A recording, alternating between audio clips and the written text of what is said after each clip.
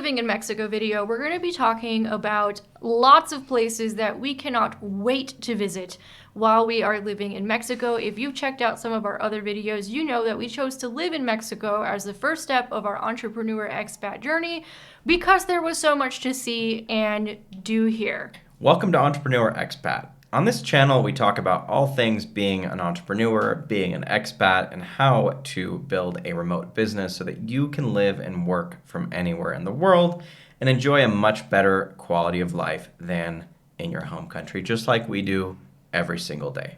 I'm Justin. And I'm Amanda. And we're going to take you on this journey.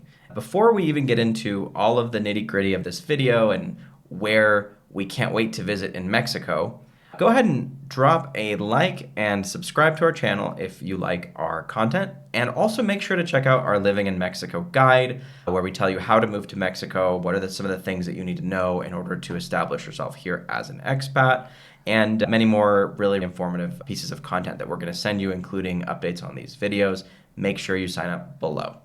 So let's get into this list. This list is by no means exhaustive.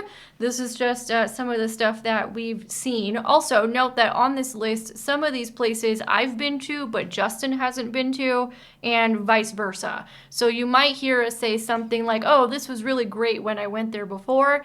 That's why, because there are some places on the list that we've been to as individuals, but not together, and we want the other person to go see the place because it left an impression on us. And also, if there are any places that you recommend that are not on this list, please let us know in the comments, because we feel like Mexico is just one new discovery after another every day. Absolutely. So first, we're going to talk about Mexico City. Now, we've both flown through Mexico City several times, but we have not, as of yet, either of us, we have not seen the city itself. So that's really high up on our list. Mexico City is one of the largest cities in the world, actually. I believe the total population is 22 million. Yeah, 22 million. There's never a dull moment, never anytime you're going to run out of things to do. There's also really, really amazing cuisine we've heard of. There's a lot of expats there as well. There's a really big community of Americans and Canadians and expats from other places of the world. What are some other things you've heard about? That the museums are top-notch.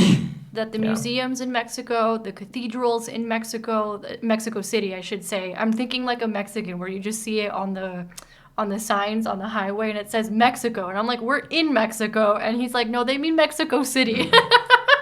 It's Zócalo, all that stuff. And the street food is really good. It was really funny. Gotta try the street food, because we were at one of our favorite coffee shops. And I don't even know how we started talking to them, but there was a couple next to us, and the husband was originally from Mexico City. There's a lot of people in Guadalajara that left Mexico City and came to Guadalajara to chill out a little bit.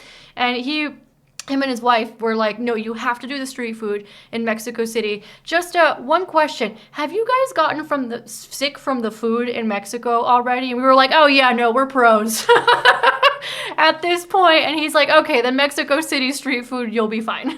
Definitely try the street food. It's on every corner. Go to the museums, go to the different neighborhoods. It's just an amazing metropolitan city. One thing I have heard about Mexico City is that it's like the New York City of Latin America, but doesn't necessarily have the pace of New York City, meaning it's more relaxed than New York City. Yeah, there's a lot of little neighborhoods in Mexico City that when you're in that neighborhood, you really don't feel like you're in a city of tens of millions of people, because it's a vibe where there's like family-friendly atmosphere. There's a lot of parks. There's a lot of activities and things going on, but it feels like a much smaller city or town, kind of inside that big metropolis. The next place on the list, and you're going to hear us mention this particular state in Mexico quite a lot on this list, is Oaxaca City in Oaxaca, Mexico. It's making some waves in the expat community. I've seen a lot of videos on Oaxaca City, and it looks amazing. They've said to be there during Dia de los Muertos, but you have another recommendation for Dia de los Muertos that's going to be on this list. But Oaxaca City looks like a lot of fun. It looks very artsy. It looks like there's amazing food and bars to go try out. I think they have the 7 different kinds of mole, Of right? mole, yeah, I'm a big fan of mole. And also the mezcal is from Oaxaca. So that's apparently where you go to try the 7 different kinds of mole and the different kinds of mezcal. So next on our list, also in the state of Oaxaca, not to be confused with Oaxaca City. Oaxaca State is where Oaxaca City is, which is the capital, and the next city on our list, also in Oaxaca, is Puerto Escondido. Now, I had a brief adventure in Puerto Escondido as I was actually considering it as a place potentially to live long term. I got to visit it in the summer, which is probably one of the worst times to go and visit if we're being honest, because it's sweltering hot. And I decided not to move there. I'm glad that I stayed in Guadalajara actually, because as a place to live, unless you beach towns and super hot weather and you could deal with that kind of climate, not necessarily the best place to live year round unless you want to constantly be running the air conditioning. But when you go during the common season to visit the high season, which is typically in winter when it's bearable but still very, very pleasantly warm, it's just such an amazing atmosphere. The beaches are some of the most beautiful beaches that I've seen. It's definitely a different vibe to, let's say, a Caribbean beach like Aruba or the Bahamas or even Playa del Carmen or places that are on the Caribbean coast of Mexico. But very, very clean, pristine, virgin beaches. There aren't a ton of people there. It is getting fairly crowded and touristy and things like that overall. But in terms of places where you still have infrastructure, you still have a lot of things around to see and do, you still have nice restaurants close by, but also very, very, very well preserved beaches that aren't like the super crowded beaches of Puerto Vallarta or Cancun.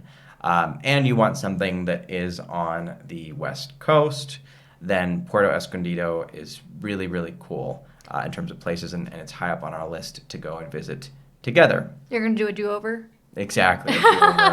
Where my what was it? Where we're not in the middle of an eclipse or something. What was it you were telling me about my eclipse? Oh yeah, you went during an eclipse and it was all Yeah. crazy and yeah, that's a story for another time. All right, next on the list is Bacalar, which you actually know more about Bacalar than I do.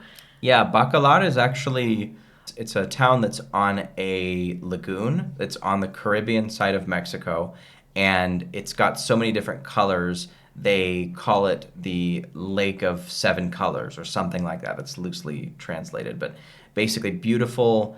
I believe it is it salt water? We'll have to double check on that, but it's basically very sheltered from the ocean, so it's almost like a lake, and the water kind of connects out to the Caribbean Sea down further south. But you're basically in this giant lake with super calm waters. You can swim there, you can snorkel there, a lot of different kinds of water sports, and it's not as saturated with tourists as nearby places like Cancun or Playa del Carmen or Tulum. There's other places around Bacalar, like there's a few little fishing villages and things like that I'm also really excited to check out that are on the ocean itself, but that are within a 2 or 3 hour drive of there. So Bacalar is high on our list for swimming and snorkeling and things like that. Next one on our list is also in Oaxaca, and I have fallen in love with the YouTubers talking about this place, which is San Juan del Pacifico.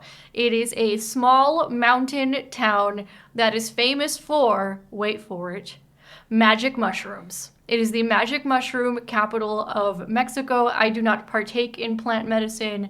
You have partaken in plant medicine in the past, but apparently it looks like this adorable mountain town with cabins and hiking, and it looks like this magical little place, and you can go do plant medicine in that particular area, the mushrooms, with shamans and indigenous people. They actually welcome the tourists to teach them about the plant medicine and all those things. There's also temazcales that you can do there, but it honestly looked like an adorable, sleepy mountain town. Yeah. And I fell in love. So San Juan del Pacifico is high on the list.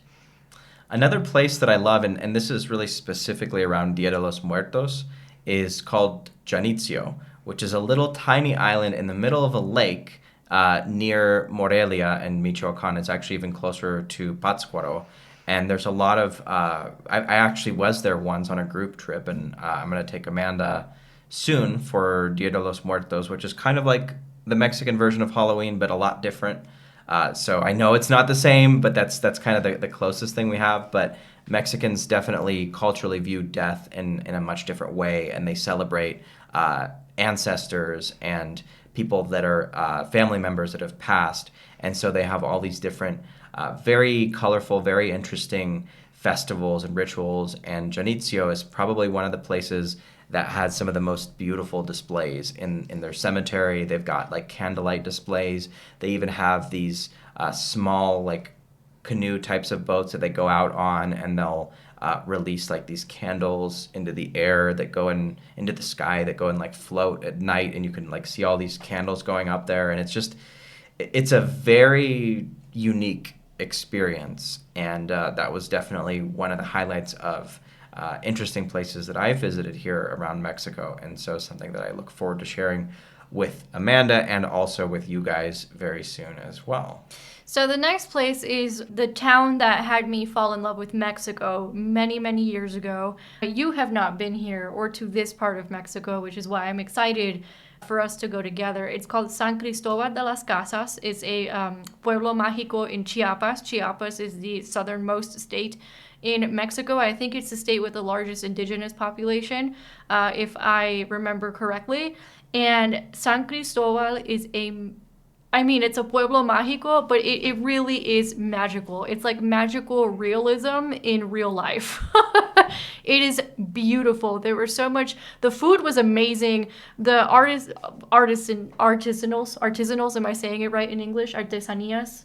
Artisanals were also beautiful. There was a museum of Mayan medicine, which I thought was pretty cool.